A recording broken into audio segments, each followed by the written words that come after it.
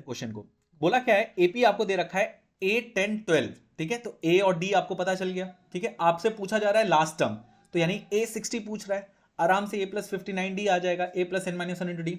अब sum of its last 10 terms पूछ रहा है, अब इसको बस समझने की जरूरत है, क्योंकि देखो सम ऑफ इट्स लास्ट 10 टर्म्स कई बच्चे करते हैं एस 10 सीधे निकाल देते हैं, नहीं, आपको समझना पड़ेगा एस एन का मतलब होता है शुरू से लेकर के एन टर्म्स तक का सम, और वही हमें मालूम भी है।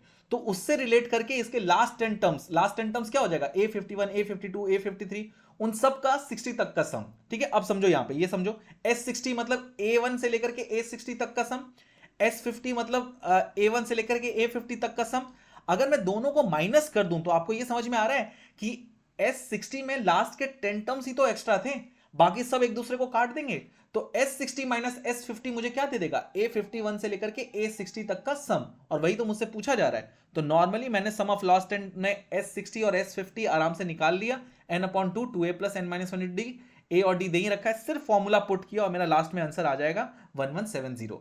सम ऑफ लास्ट 10 टर्म्स आपको समझना था, एस 60 माइनस एस 50, लास्ट के 10 टर्म्स ही तो एक्स्ट्रा है एस 60 में, बाकी एक दूसरे को कैंसिल आउट कर जाएंगे, और लास्ट में सम क्या आ जाएगा 1170।